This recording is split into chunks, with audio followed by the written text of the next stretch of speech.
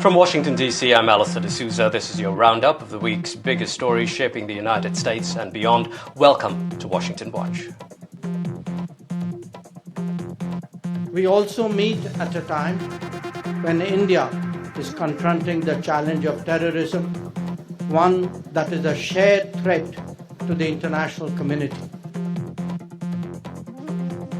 The largest escalation in decades between India and Pakistan, both nuclear-armed nations. India began military strikes this week on targets in Pakistan and Pakistan-administered Kashmir, believed to be terror infrastructure. In return, Pakistan responded with strikes on India. India's military action comes in reaction to a deadly terror attack on tourists in Pahalgam last month. The US has called for immediate de-escalation.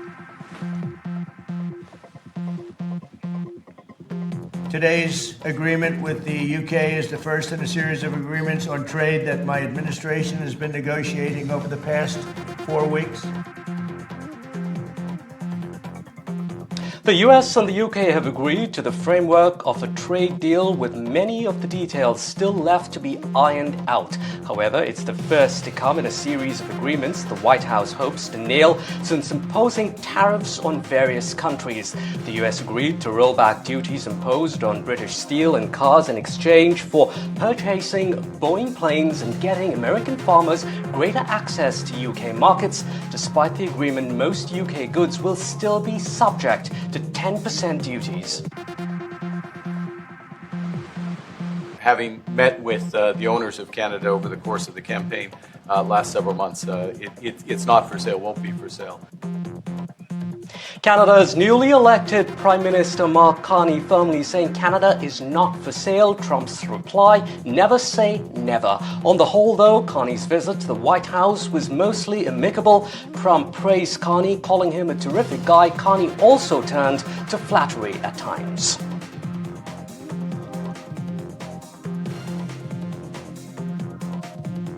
Chinese President Xi Jinping is in Russia. He, along with 20 other international leaders, were hosted by Russian President Putin. They attended a massive parade in Moscow that marked the Soviet Union's World War II victory over Nazi Germany. China and Russia have vowed to strengthen ties to counter US influence. The first American Pope is elected to lead the Catholic Church. Robert Prevost, who was born in Chicago, lived and worked in Peru as a missionary for several years. He eventually obtained dual citizenship. Prevost, who will now go on to be known by the name of Pope Leo XIV, has occasionally posted some messages on social media that appear to be critical of President Donald Trump and Vice President J.D. Vance.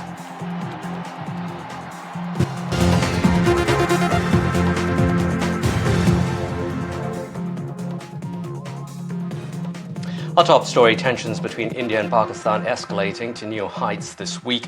India on Wednesday, under the codename of Operation Sindoor, unleashed 24 missiles in 25 minutes on 9 terror bases in Pakistan and Pakistan-occupied Kashmir. This was in response to the Pahalgam attack in Kashmir that killed 26 people. Now, Pakistan's armed forces launched intense shelling on the line of control and the international border in Jammu and Kashmir, Punjab and Rajasthan. Here's what Indian officials had to say. Along the international border and line of control, drone intrusions were attempted from Leh to Sar Creek at 36 locations with approximately 300 to 400 drones. Indian Armed Forces brought down a number of these drones using kinetic and non-kinetic means. Instead of owning up to these attacks, Pakistan made the preposterous and outrageous claim that it was the Indian Armed Forces and the Indian Air Force that was targeting cities like Amritsar and trying to put the blame on Pakistan. Now, civilians in Poonch, Jammu have condemned Pakistan's intense shelling targeting locals in the cross-border firings. My colleague Mohammad Ghazali reports on the aftermath from Poonch. Right now here at Gurdwara Singh Sabha in Poonch district, behind me, if you can see those hilltop, and behind that hilltop, we have got the international border. And why we are reporting from here, this is the kind of destruction the Gurdwara has faced due to the shelling. The Poonch is one of those border districts which is facing intense shelling for the last 3-4 days since India started its retaliation against the Pahalgam attack. And this Gurdwara has also faced the brunt.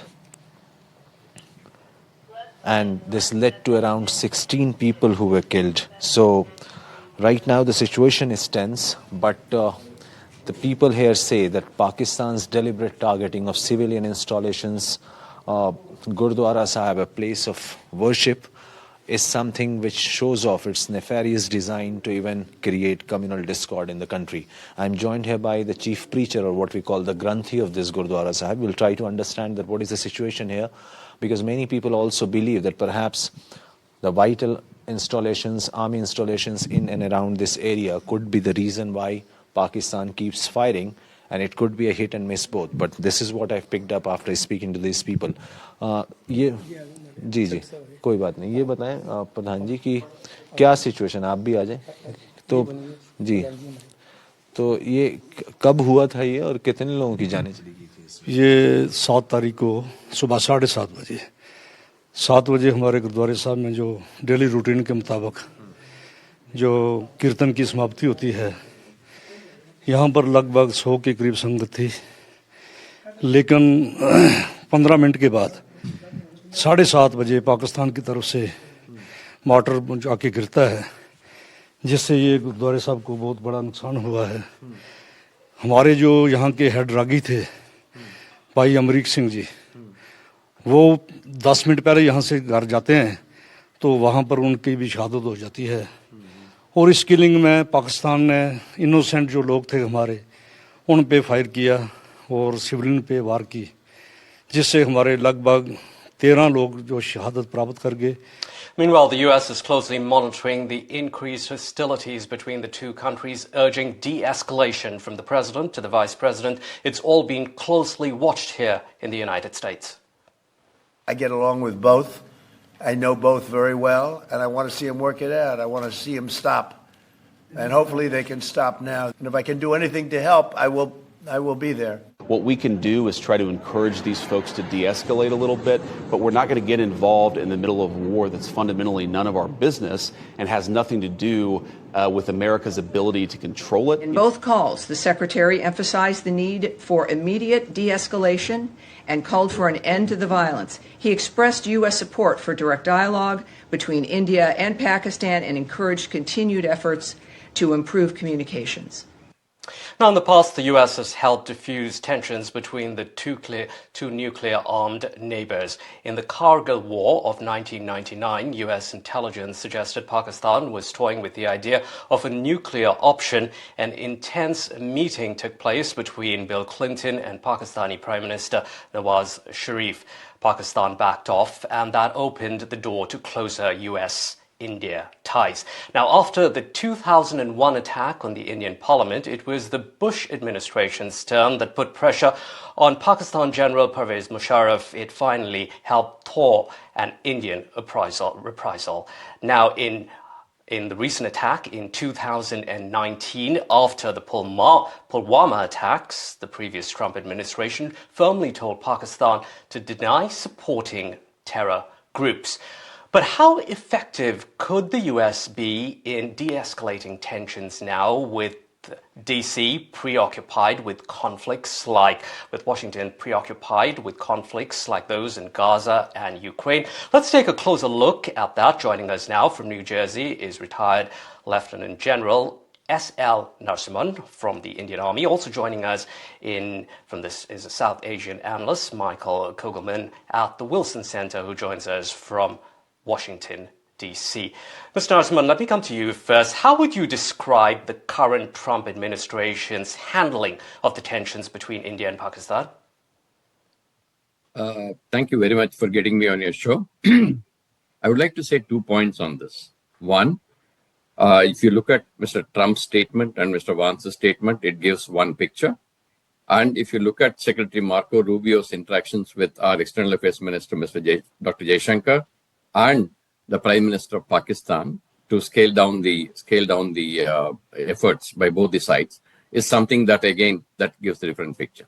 So it can be open to interpretation. But my own understanding is, I think the US is invested in this particular issue, and they are trying to bring down the levels of action and reaction that is going on between India and Pakistan. That is the way I see it as the initial remark. Later on, as we go along, I'll take on further questions. Sure. Mr. Kugelman, how would you react to what Mr. Narasimhan just said there about J.D. Vance's statement? Because he says that the US won't get involved in the middle of a war that's fundamentally none of the US's business. Well, certainly at first glance, what Vance said recently appears to be quite different from his earlier comments during this crisis, including one he made in a call with Prime Minister Modi, in which he said the U.S. would provide all assistance to India and in the joint fight against terrorism. This suggests that he's saying that there could be limits in terms of what the U.S. would do. But I actually don't. I think that there's consistency here. He essentially said that the U.S. wants to see de-escalation, and that has been the main message from this administration since that horrific attack in Kashmir on April 22nd. So I think that perhaps what Vance was trying to do was to limit expectations. Maybe he was trying to say that the U.S. could not guarantee that it would be in a position to help bring an end to this crisis, but that it wants to be a part of efforts to seek de-escalation. And finally, I think that Vance was also articulating a core principle of the Trump administration's foreign policy, and that's that it does not want to get dragged into other countries' wars. It doesn't want to be involved in wars, and it really wants to have less of a footprint, less of a global footprint than has been the norm for U.S. administrations. Indeed, and some saying that Vance, they're appealing to his MAGA base as well, take care of America first. Mr. Narasimhan, let's look at the latest US State Department's press release. It said both Pakistan and India need to de-escalate. On the surface, it seems like a very firm statement to both countries, India and Pakistan. But if you read the last line in its statement about Pakistan, it says that the US reiterates for Pakistan to take concrete steps to end the support for terrorist groups. Is this a clearer sign, a signal, do you think, that Washington is calling out Pakistan once again on terror? Absolutely. I think it's a well-known fact. Even the previous Trump administration, as you mentioned earlier, had called out Pakistan during an earlier incident in 2019 in Pulwama. So similar one, I think I can see that similar reaction here from the State Department on this. I think Pakistan has been called out to reduce the support, to stop that support to terrorism. That is the basic premise on which we are also basing our reactions. We are saying we are not wanting to escalate. The escalation is actually depending on Pakistan, and our interactions in this particular issue will continue based on the support from Pakistan being stopped for terrorism and terrorist activities from Pakistan soil. That is the way I see it. I think it is a clear calling out by the State Department of Pakistan to stop supporting terrorism. Well, Mr. Kugelman, what leverage behind the scenes does the US really have to help de-escalate? The US is close to India and has, of course, historic ties with Pakistan. What's the carrot and stick approach that we might expect in the coming days? Well, I would argue that the U.S. may not have as much leverage as some other potential mediators might, such as countries in the Arab Gulf like Saudi Arabia and the UAE and Qatar, which have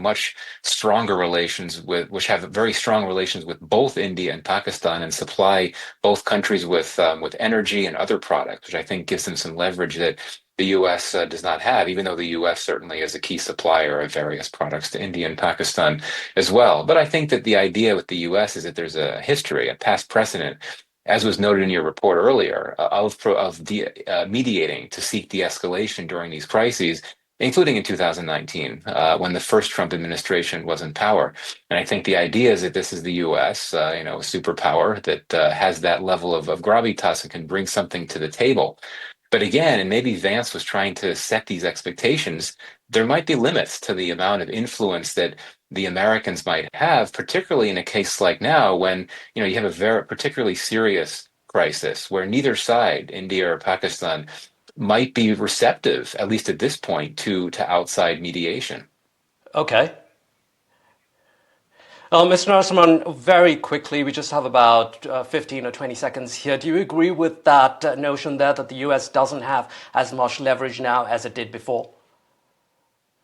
I may not agree with that argument. I think US has got the same kind of influence on both India and Pakistan. The thing that Mr. Kugelman mentioned about the West Asian countries having a say, you find Iran having a visit to Pakistan and then to India. You also see Saudi Arabian foreign minister to Pakistan and back to India. So I think that effort is already on. I think that combined with what influence US has got, I think will have a good amount of influence on both the countries. Thank you very much indeed, gentlemen, there with very interesting and sometimes different perspectives. Appreciate your time here on Washington Watch. Let's get to other news now. Behind the headlines of a trade deal which US President Trump has positioned as a big win. It was announced in the Oval Office with British Prime Minister Keir Starmer patched in on speakerphone. The deal involves Britain dropping its tariffs on US beef, ethanol, sports equipment and other products. The UK will also buy $10 billion of Boeing airplanes. In return, the UK can export 100,000 cars to the US at that lower 10% tariff rather than the current 25% rate. Separately, steel from the UK will see zero tariffs, but under the framework, British goods in general still face higher tariffs when they come to the United States. Let's get you more on this story with Ari Hawkins. He's a news reporter at Politico who covers all things trade. Ari, thank you so much for your time here. Ari, too early to perhaps spot the champagne bottle here. This is, after all, a framework of a deal. There will be weeks of negotiations going ahead, correct? Correct. And thank you so much for having me. This is not a traditional free trade agreement, which the U.S. typically takes at least 18 months to negotiate. Some take years or even longer. And during the first Trump administration and the Biden administration, there were some trade deals that never came to fruition. This is a broad, almost memo or framework that lays the groundwork for negotiations to go forward. It is a good signal that despite a lot of the distrust between the U.S. and other global partners, there is still this line of communication that's open. And we did see tangible concessions on both sides. We saw tariffs decrease. However, the most major stressors on the relationship, particularly that 10% tariff that is hitting the United Kingdom, that's not going anywhere. And the countries have quite a lot of more negotiations to do. Ari, the big question in everyone's mind really here is how did the UK manage to get in front of the queue when getting this far with the US? It was just in the last week of April, for example, the Treasury Secretary said one of the first trade deals would be with India, but instead it's the UK that takes first place. So how did that happen? Has always had a bit of a soft spot for the United Kingdom. We saw a very conciliatory discussion between the Prime Minister and the American president when the Prime Minister was in Washington. Those talks went well.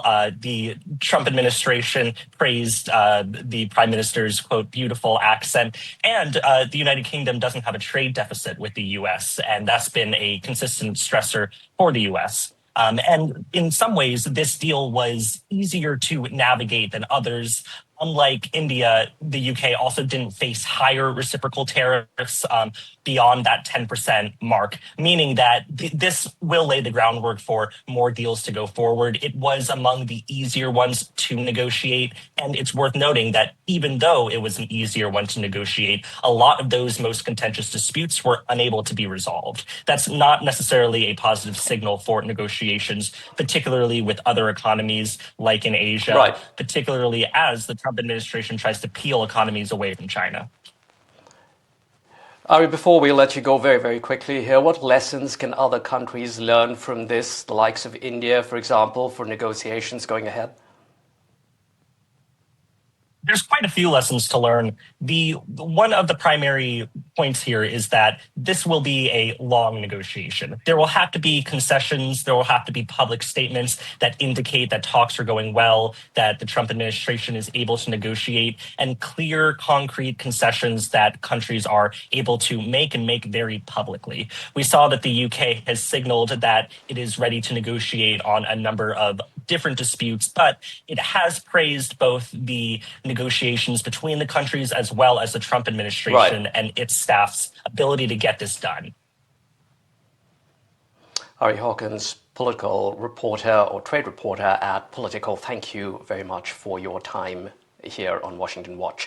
In other news now, this week saw yet another high-stakes meeting at the White House, this time between Canadian Prime Minister Mark Carney and US President Donald Trump, who has spent the last few months lambasting his northern neighbor. Yet, while many were expecting another fiery showdown at the Oval Office, what we saw instead was a meeting between leaders looking at resetting ties. Disha Bakshi has these details. We're going to be friends with Canada. Regardless of anything, we're going to be friends with Canada. I love Canada.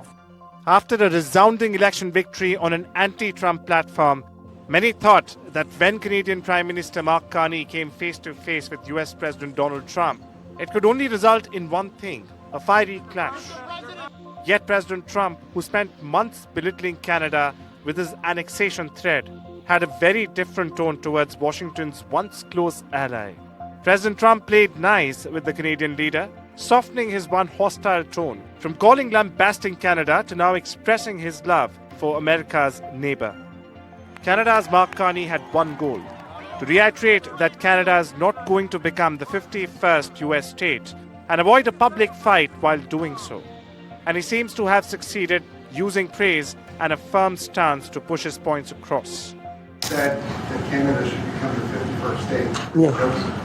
No. Well, I still believe that, but you know, it takes two to tango, right? Well, if I may, as you know from real estate, there are some places that are never for sale. They have. I must say, Canada is stepping up the military participation because Mark knew, you know, they were low, and now they're stepping it up, and that's a very important thing. But never say never. Never say never. Despite Trump's never-say-never retort, the US and Canada look to be on the path of resetting ties.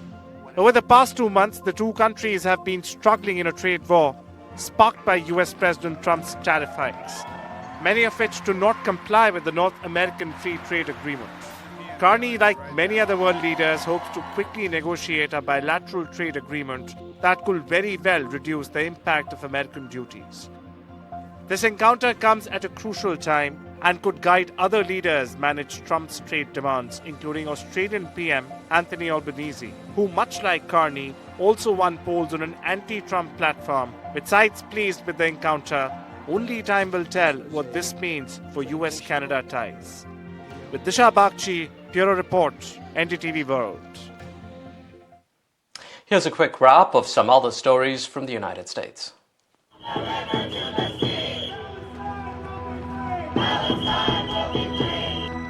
Tensions flared at the Columbia University as dozens of pro-Palestinian protesters were arrested after they occupied part of the main library on Wednesday.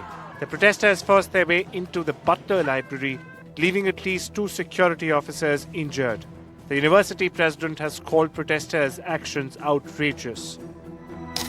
There doesn't seem to be an end to the Trump versus Harvard fight. This as the US government announced it would block the country's oldest university from receiving any new federal research grants. The move signals a sharp escalation in Trump's campaign to remake higher education and isolate institutions that resist. We just informed them a little while ago, and all action is stopping. US President Donald Trump has said that Washington would stop bombing Yemen's Houthis, adding that the Iran-backed group had agreed to stop interrupting important shipping lanes in the Middle East. While the announcement did not mention the ongoing Houthi attacks on Israel, the Houthis have pledged that such strikes would continue. Well, the Americans could be faced with significant tax rate increase as Trump is coaxing lawmakers to increase rates on them. This is the government's bid to offset other cuts in its signature economic package. According to reports, the proposal calls for creating a new 39.6% tax bracket for individuals earning at least $2.5 million or couples making $5 million. Carla Hayden, the first woman and the first African American to be Librarian of Congress, has been abruptly fired by Donald Trump.